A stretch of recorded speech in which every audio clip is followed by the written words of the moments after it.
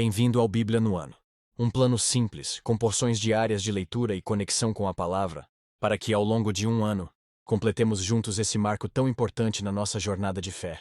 Em 1 Samuel 4-6, a Arca da Aliança é capturada e depois devolvida pelos filisteus. Em Lucas 7, do 1 ao 30, Jesus cura o servo do centurião e ressuscita um jovem. Que possamos confiar no poder do Senhor e que, a cada dia, tomemos nossa porção da palavra e sejamos transformados por ela. Antes de começarmos, gostaria de apresentar uma ferramenta especial, uma planilha online para acompanhar nosso progresso na leitura bíblica. Você só precisa marcar o cheque a cada leitura concluída, e ela atualiza automaticamente a aba Status ao lado. Assim, você pode ver se está em dia, atrasado ou até adiantado no projeto. Para receber seu controle personalizado, basta solicitar no primeiro link da descrição. Não se esqueça de curtir, compartilhar e se inscrever no canal, para acompanhar todos os dias dessa jornada. Boa reflexão. 1 Samuel 4. Os filisteus dispuseram suas forças em linha para enfrentar Israel, e intensificando-se o combate. Israel foi derrotado pelos filisteus, que mataram cerca de 4.000 deles no campo de batalha. Quando os soldados voltaram ao acampamento, as autoridades de Israel perguntaram: por que o Senhor deixou que os filisteus nos derrotassem? Vamos a Siló buscar a Arca da Aliança do Senhor, para que ele vá conosco e nos salve das mãos de nossos inimigos. Então mandaram trazer de Siló a Arca da Aliança do Senhor dos Exércitos, que tem o seu trono entre os querubins. E os dois filhos de Eli, Hofni e Finéias, acompanharam a Arca da Aliança de Deus. Quando a Arca da Aliança do Senhor entrou no acampamento, todos os israelitas gritaram tão alto que o chão estremeceu. Os filisteus, ouvindo os gritos, perguntaram: o que significam todos esses gritos no acampamento dos hebreus? Souberam que a Arca do Senhor viera para o acampamento. Os filisteus ficaram com medo e disseram: deuses chegaram ao acampamento. Ai de nós! Nunca nos aconteceu uma coisa dessas. Ai de nós! Quem nos livrará das mãos desses deuses poderosos? São os deuses que feriram os egípcios com toda espécie de pragas no deserto. Sejam fortes, filisteus. Sejam homens ou vocês se tornarão escravos dos hebreus, assim como eles foram escravos de vocês. Sejam homens e lutem. Então os filisteus lutaram e Israel foi derrotado. Cada homem fugiu para sua tenda. O massacre foi muito grande. Israel perdeu 30.000 homens de infantaria. A Arca de Deus foi tomada, e os dois filhos de Eli, Hofni e Finéias, morreram. Naquele mesmo dia, um benjamita correu da linha de batalha até Siló, com as roupas rasgadas e terra na cabeça. Quando ele chegou, Eli estava sentado, observando sua cadeira ao lado da estrada, pois seu coração temia pela Arca de Deus. O homem entrou na cidade e contou o que havia acontecido, e a cidade começou a gritar.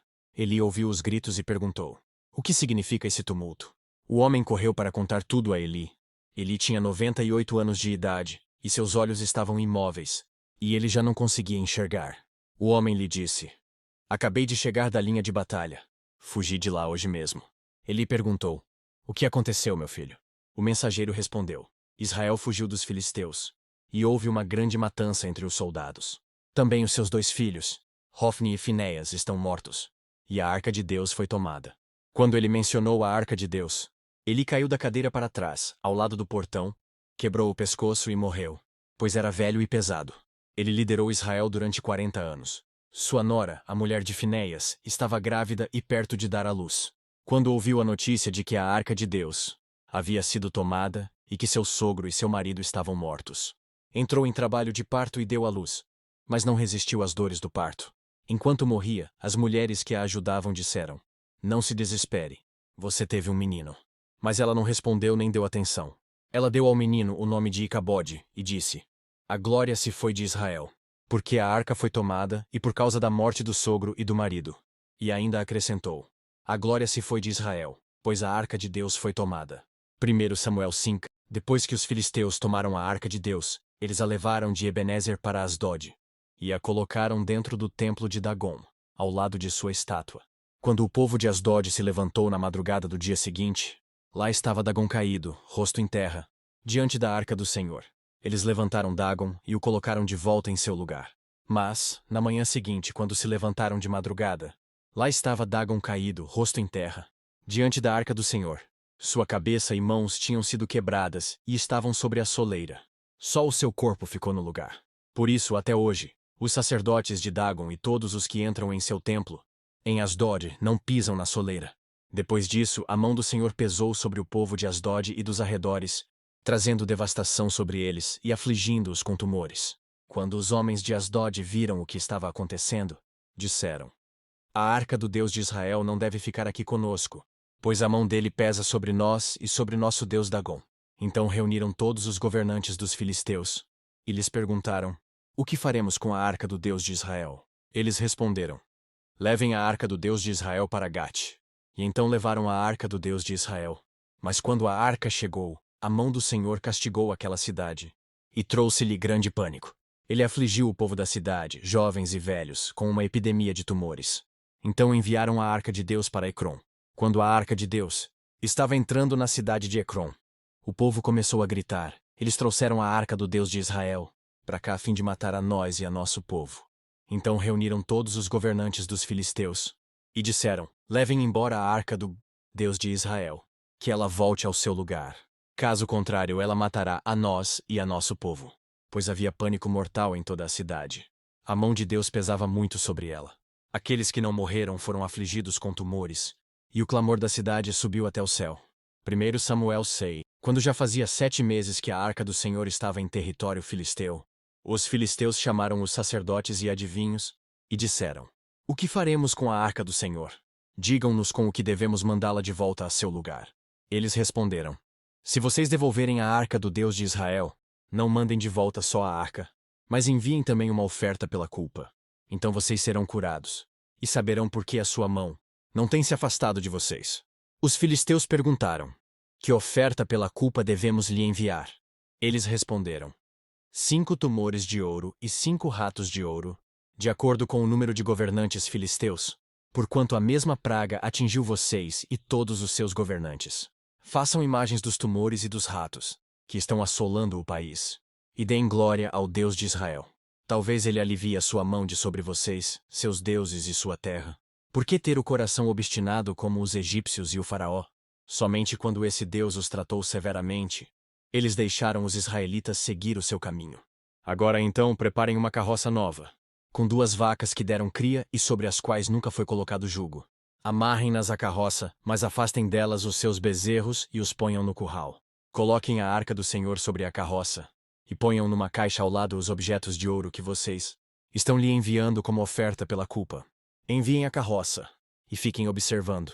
Se ela for para seu próprio território, na direção de Bet-Semes, então foi o Senhor quem trouxe essa grande desgraça sobre nós. Mas se ela não for, então saberemos que não foi a sua mão que nos atingiu, e que isso aconteceu conosco por acaso. E assim fizeram. Pegaram 2 vacas com cria e as amarraram a uma carroça, e prenderam seus bezerros no curral. Colocaram a arca do Senhor na carroça, e junto dela a caixa, com os ratos de ouro e as imagens dos tumores. Então as vacas foram diretamente para Bet-Semes, mantendo-se na estrada e mugindo por todo o caminho. Não se desviaram para a direita nem para a esquerda. Os governantes dos filisteus as seguiram até a fronteira de Bet-Semes. Ora, o povo de Bet-Semes estava colhendo trigo no vale e, quando olharam e viram a arca, alegraram-se muito. A carroça chegou ao campo de Josué, de Bet-Semes, e ali parou ao lado de uma grande rocha. Então cortaram a madeira da carroça e ofereceram as vacas como holocausto ao Senhor. Os levitas tinham descido a arca do Senhor e a caixa com os objetos de ouro e colocado sobre a grande rocha. Naquele dia, o povo de Bet-Semes ofereceu holocaustos e sacrifícios ao Senhor. Os 5 governantes dos filisteus viram tudo isso, e voltaram naquele mesmo dia a Ecrom. Os filisteus enviaram ao Senhor, como oferta pela culpa, estes tumores de ouro: um por Asdod, outro por Gaza, outro por Ascalon, outro por Gate e outro por Ecrom. O número dos ratos de ouro foi conforme o número das cidades filisteias que pertenciam aos 5 governantes, tanto as cidades fortificadas como os povoados no campo. A grande rocha, sobre a qual puseram a arca do Senhor, é até hoje uma testemunha no campo de Josué, de Bet-Semes. Deus, contudo, feriu alguns dos homens de Bet-Semes, matando 70 deles, por terem olhado para dentro da arca do Senhor. O povo chorou por causa da grande matança que o Senhor fizera. E os homens de Bet-Semes perguntaram: Quem pode permanecer na presença do Senhor, esse Deus santo, para quem enviamos a arca, para que se afaste de nós? Então enviaram mensageiros ao povo de Kiriat-Jearim, dizendo: Os filisteus devolveram a arca do Senhor. Venham e a levem para vocês. Lucas 7. Tendo terminado de dizer tudo isso ao povo, Jesus entrou em Cafarnaum. Ali estava doente, quase à morte, o servo de um centurião, a quem seu senhor estimava muito. Ele ouviu falar de Jesus e enviou-lhe alguns líderes religiosos dos judeus, pedindo-lhe que fosse curar o seu servo. Chegando-se a Jesus, suplicaram-lhe com insistência: Este homem merece que lhe faças isso, porque ama a nossa nação e construiu a nossa sinagoga. Jesus foi com eles. Já estava perto da casa quando o centurião mandou amigos dizerem a Jesus: Senhor, não te incomodes, pois não mereço receber-te debaixo do meu teto. Por isso nem me considerei digno de ir ao teu encontro. Mas dize uma palavra, e o meu servo será curado. Pois eu também sou homem sujeito à autoridade, e com soldados sob o meu comando. Digo a um: vá, e ele vai. E a outro: venha, e ele vem. Digo a meu servo: faça isto, e ele faz. Ao ouvir isso, Jesus admirou-se dele e, voltando-se para a multidão que o seguia, disse: Eu lhes digo que nem em Israel encontrei tamanha fé. Então os homens que haviam sido enviados voltaram para casa e encontraram o servo restabelecido. Logo depois, Jesus foi a uma cidade chamada Naim, e com ele iam os seus discípulos e uma grande multidão. Ao se aproximar da porta da cidade, estava saindo o enterro do filho único de uma viúva, e uma grande multidão da cidade estava com ela. Ao vê-la, o Senhor se compadeceu dela e disse: Não chore.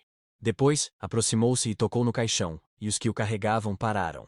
Jesus disse: Jovem, eu lhe digo, levante-se. Ele se levantou, sentou-se e começou a conversar, e Jesus o entregou à sua mãe.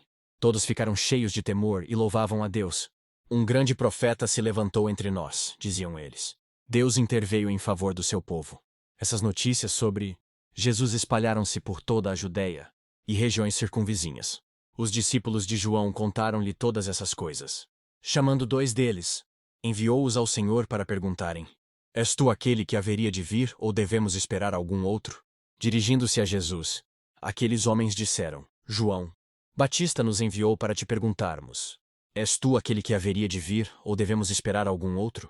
Naquele momento, Jesus curou muitos que tinham males, doenças graves e espíritos malignos, e concedeu visão a muitos que eram cegos.